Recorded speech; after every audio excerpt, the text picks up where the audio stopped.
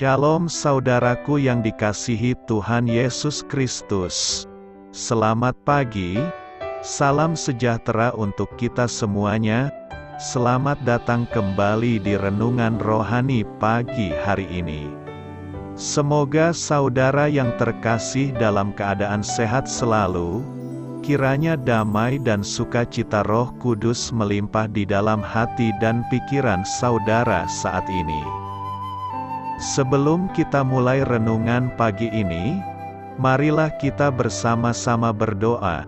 Tuhan Yesus, terima kasih sudah membangunkanku pagi hari ini. Terima kasih atas penyertaan dan perlindungan Tuhan.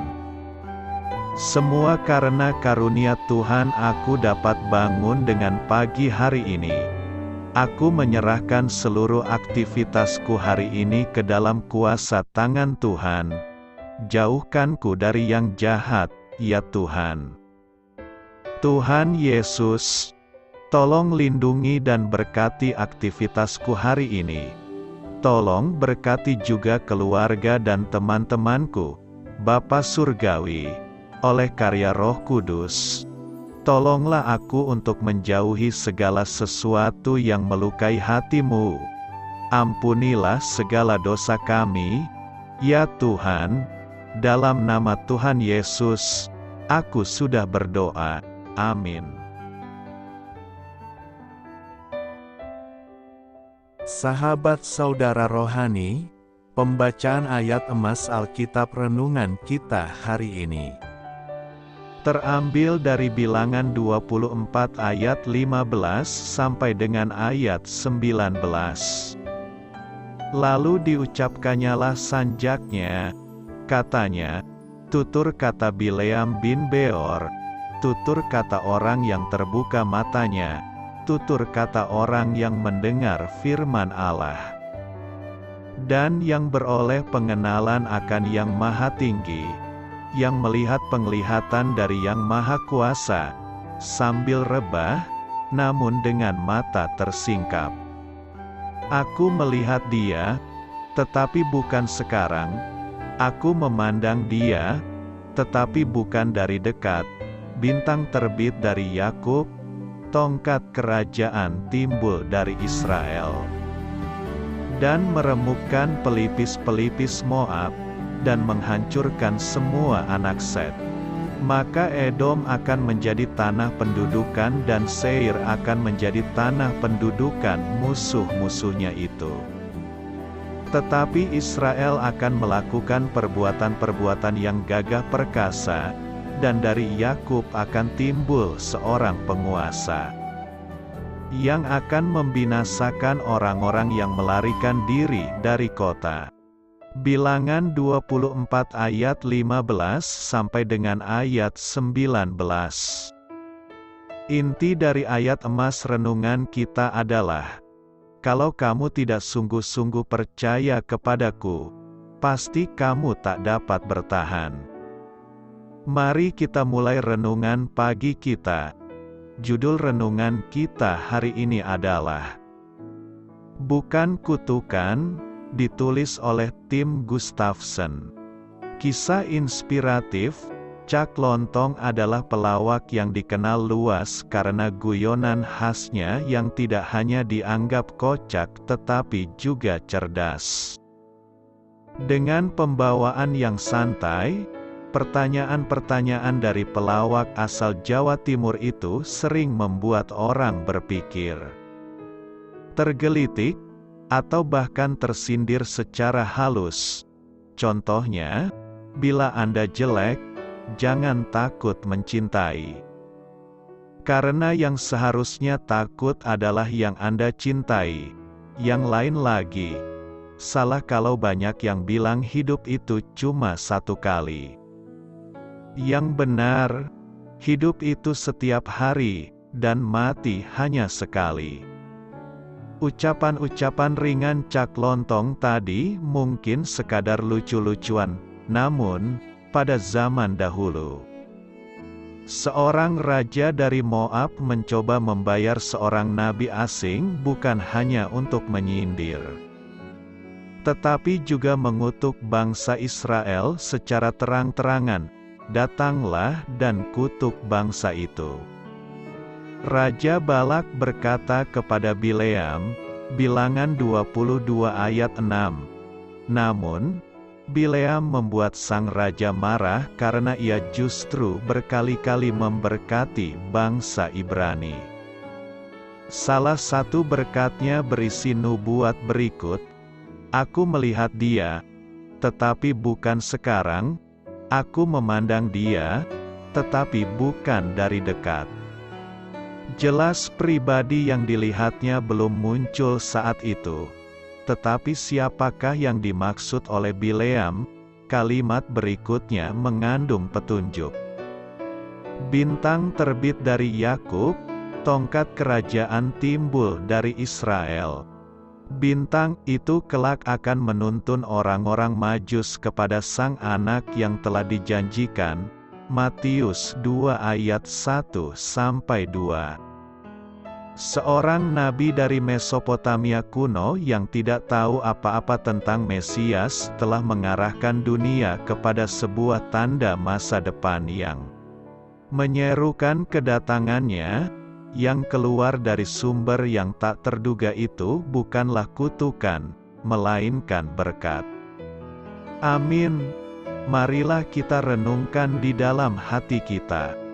Bagaimana firman Tuhan dalam Bilangan 24 menolong Anda memandang kisah Natal dengan sudut pandang yang berbeda? Bagaimana hal itu mengubah sikap Anda dalam menghadapi orang-orang yang menentang pekerjaan Allah? Hal ini patut kamu ketahui. Alkitab bahasa Indonesia mengikut Septuaginta, Perjanjian Lama berbahasa Yunani, menamai kitab ini Bilangan, karena penekanan kitab itu pada pembilangan suku-suku dan tentara Israel. Judul dari kitab-kitab Perjanjian Lama dalam bahasa Ibrani pada umumnya mengikuti kata-kata pembuka kitab tersebut.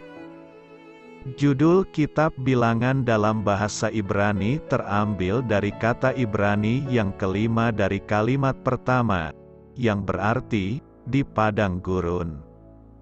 Secara universal, Musa dianggap sebagai penulis kitab ini dan juga kelima kitab pembuka Alkitab. The Bible Knowledge Commentary berpendapat bahwa kitab Bilangan ditulis pada akhir masa pengembaraan umat Israel di padang gurun, dan sebelum pengulangan hukum Sinai yang terdapat dalam kitab Ulangan, berdasarkan ayat terakhir dari Bilangan. Itulah perintah dan peraturan yang diperintahkan Tuhan kepada orang Israel dengan perantaraan Musa di dataran Moab di tepi sungai Yordan.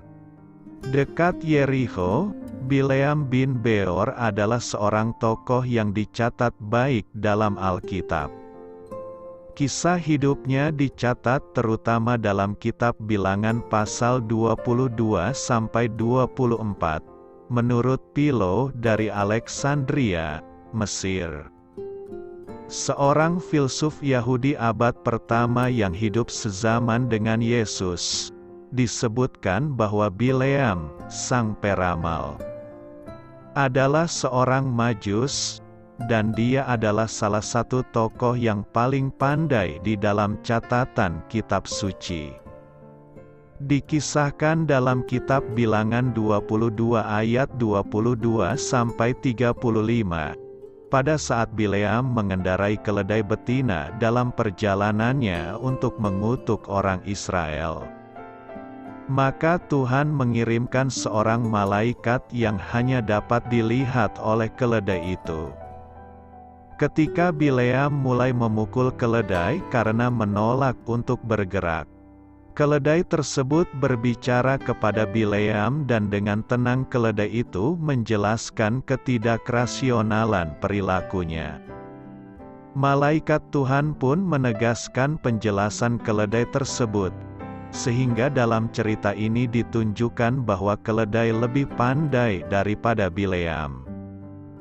Bileam yang dikenal sebagai seorang pelihat dan pandai, yang oleh Philo dari Alexandria disebut Majus, ternyata benar-benar tidak kompeten dalam melaksanakan tugas yang diberikan Raja Balak kepadanya untuk mengutuk bangsa Israel. Lihat Bilangan 23-24. Tuhan justru mengubah niat kutukan Bileam menjadi berkat.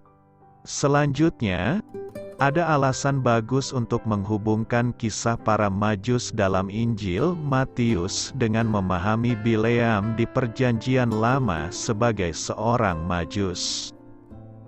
Dengan menyinggung kutukan Bileam yang berubah menjadi berkat melalui bintang, yang diikuti oleh para Majus ke kota Betlehem. Di bagian-bagian akhir sanjaknya Bileam, sang pelihat, meramalkan datangnya sosok yang ditafsirkan oleh banyak orang Yahudi. Pada zaman Matius sebagai Mesias, aku melihat dia, tetapi bukan sekarang, aku memandang dia, tetapi bukan dari dekat, bintang terbit dari Yakub. Tongkat kerajaan timbul dari Israel, Bilangan 24 ayat 17a. Sama seperti Bileam, para Majus melihat sebuah bintang muncul dari Israel dan mereka berkata tentang Yesus.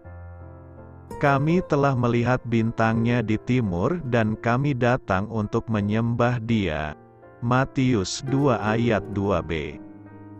Meskipun Bileam tidak tampil sebagaimana sosok orang-orang Majus yang bijak dalam Injil Matius, namun kaitan penting antara dua kisah ini adalah bahwa Tuhan memberikan kepada orang-orang bukan Yahudi ini suatu penglihatan tentang sebuah bintang yang membawa mereka untuk menyembah dan membawa persembahan kepada Yesus, Sang Raja orang Yahudi dan Raja atas segala bangsa.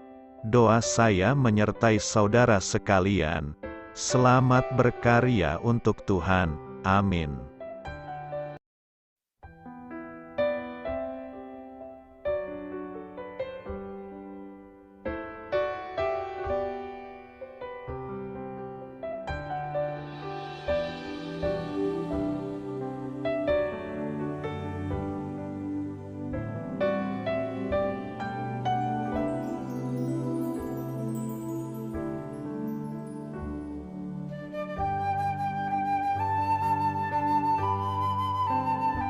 Marilah kita renungkan sahabat saudara rohani.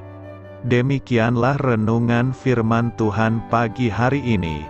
Semoga menjadi berkat dalam hidup kita. Dan sebelum kita memulai segala aktivitas kita pagi hari ini, marilah kita berdoa.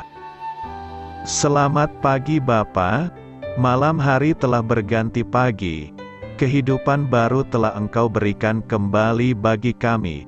Bapa Surgawi, tolonglah aku menyadari kebutuhan orang lain, supaya aku dapat membagikan apa yang telah Engkau berikan kepadaku.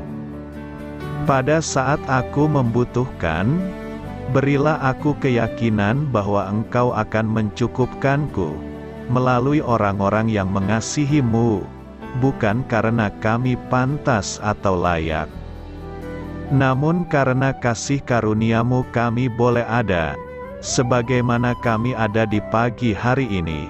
Terima kasih Tuhan, atas kesempatan baru yang telah Tuhan berikan kepada kami, untuk bisa memperbaiki diri agar kami bisa lebih layak di hadapan-Mu.